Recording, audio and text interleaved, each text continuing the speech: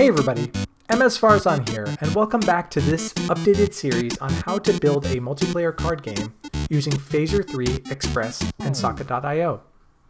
Let's start building out the main components of the client of our project, and also start building out the server as well.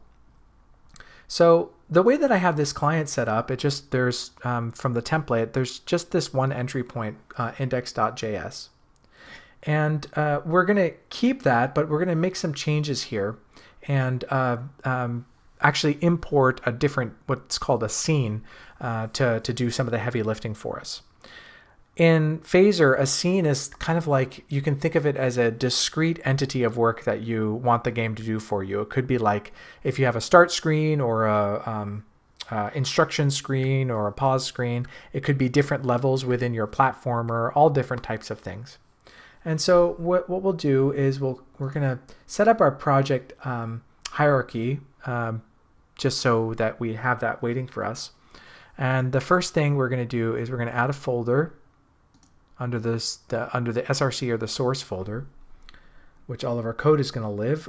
For the client, we're going to say call this scenes. And we're also going to create another folder called helpers. And we'll keep the assets folder, although we'll move some other things in there. And then in the scenes folder, I'm just going to create a basic JavaScript file that's called game.js. And in this file, I'm going to create a new ES6 class. And I'm going to write export default class game extends phaser.scene. And within it, it's just going to be a plain old JavaScript class. I'll have a constructor that takes a super. And within that super, there will be one key, which is game. If you're not familiar with this syntax, you might want to follow some of my earlier videos on learning JavaScript by building tabletop games, and I also have a video on ES6 syntax specifically.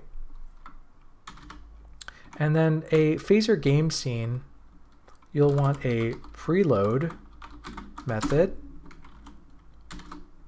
a create method,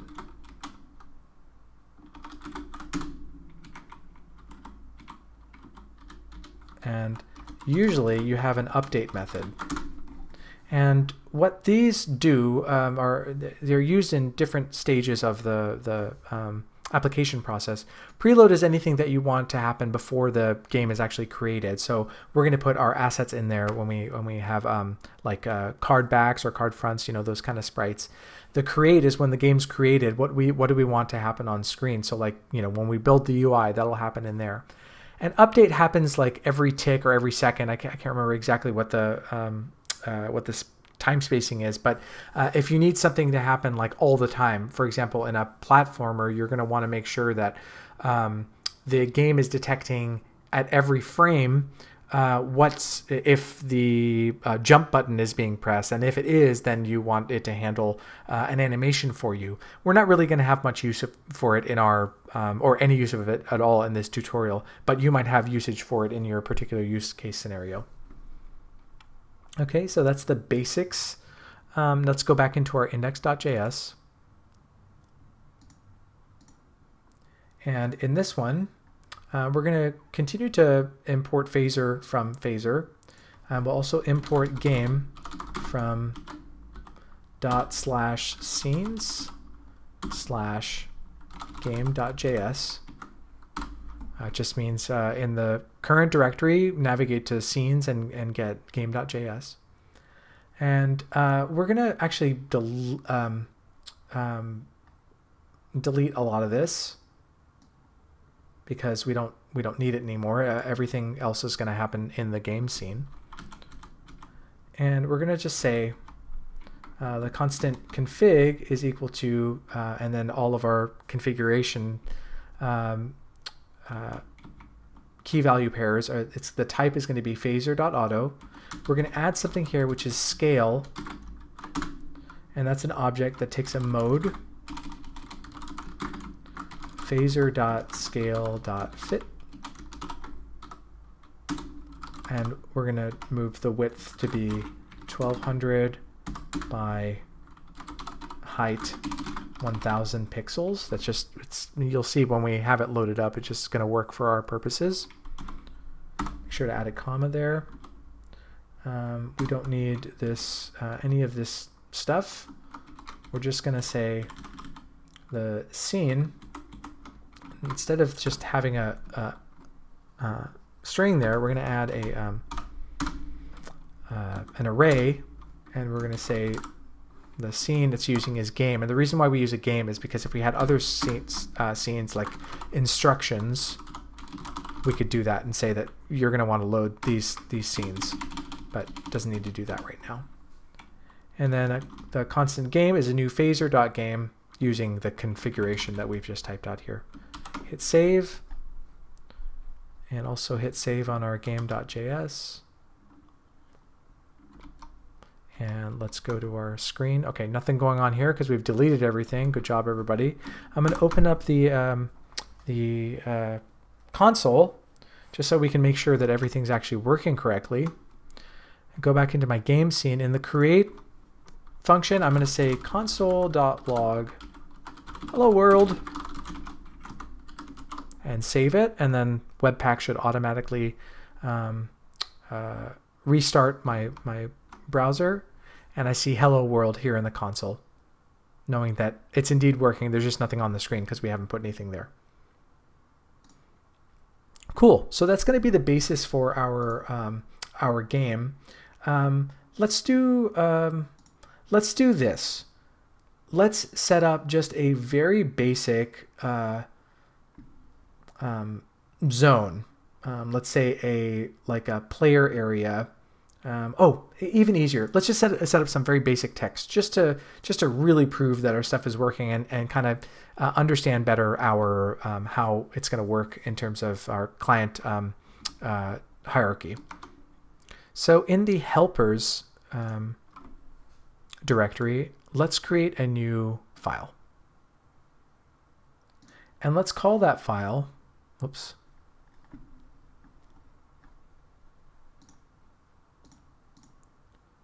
a UI handler.js.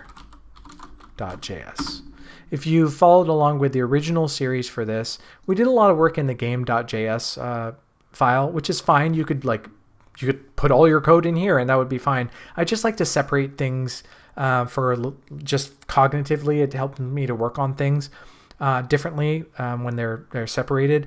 But your mileage may vary, and we'll talk about different ways that you could structure your code. But for now, we'll just do it this way. In the UI handler.js, this is going to handle all of our user interface stuff. We're going to treat this as a class and say export default class UI handler and constructor, and we're going to pass in a scene because we're going to need to let the game know that it should be doing things to a particular scene, which is our game scene. And we're just going to say this.build game text equals, using arrow notation, scene.deal cards equals scene.add.text. I'm going to pass in a couple of coordinates, 960, 445, and the text is going to be deal cards. And I'm going to set the font size to 14, and then set font family to Trebuchet MS.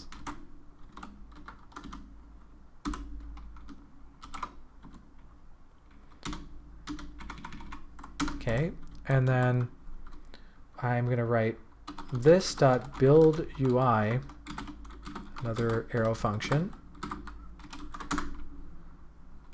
this dot build game text.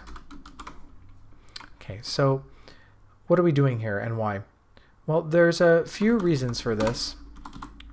One is we could just say this dot deal cards in the game.js and say I want you to add text, this dot add text, and then add the text using Phaser's notation for doing so.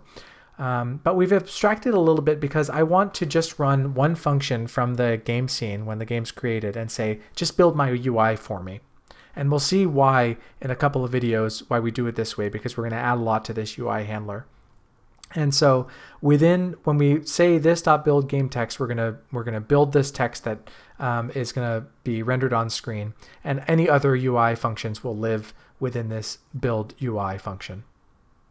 I go back to my game.js,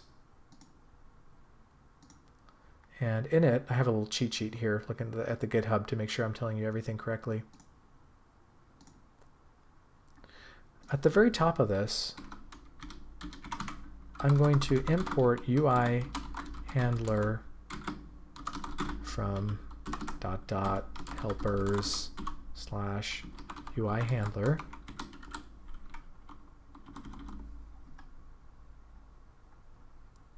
And in my create function, I don't need this console log anymore. I'm going to say this.UI handler is a new UI handler, and I'm passing in this. This scene is the one that I want the UI handler to do work on. And then I will say this.UI handler .build UI and save it. And I need to save the UI handler as well. As I save, Phaser or Webpack will rebuild the scene for me, and it says, oh, I've misspelled font family, so that's not going to work for us. Okay, save it again. And it has rebooted the browser window, and now it says deal card. So we have built our UI for this game. Very cool. So that's the basic process we're going to use for a lot of this stuff. Before we go, though, to the next video, I do want to take a little bit of time to set up our server.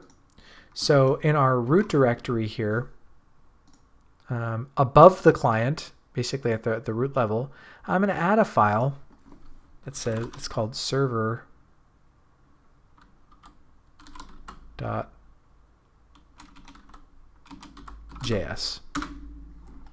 Okay, make sure that's yep, it's outside of the client directory.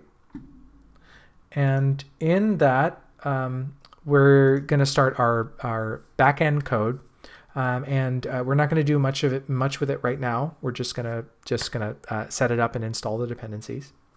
And so what we're going to do is we're going to say constant server equals require express, which we haven't installed yet, so we're going to have issues with that. Constant HTTP require HTTP. I'm doing this totally backwards, but it's all good. Create server, and pass in server, and constant IO equals require socket.io, and in next parentheses HTTP. Okay, we have problems if we're going to do anything right now because we haven't installed what we need to install. Do I still have a CLI open? Yes, I do. Oh, but I need a different one. Okay, so I'm going to open a command line interface here, and it's right at my root directory. And what I need to do here is I need to install a few dependencies that we're going to be using in our on the server side of our project.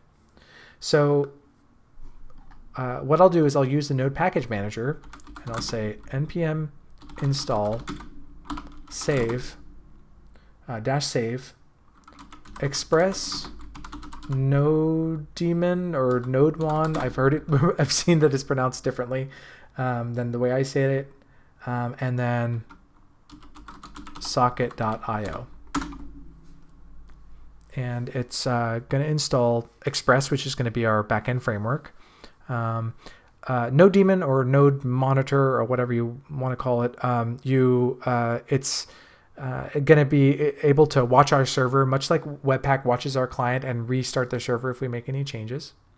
And then socket.io is what we're going to use on the server side for communicating with the client and communicating with other clients across the interwebs. We'll deal with the socket.io client in the next video. And just to make sure that this is working correctly, let's just make sure that in our server.js, we just say http .listen.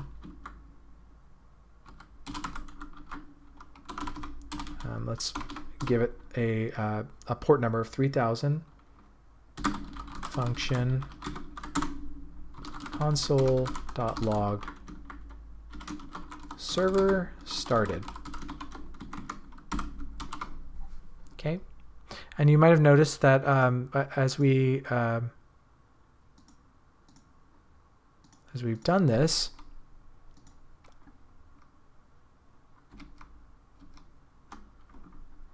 now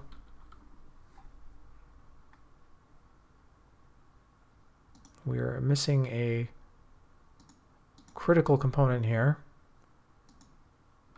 which is now if I tried to run npm run start here, I would have an issue because there's no package.json. So I need to write npm init, and now I should have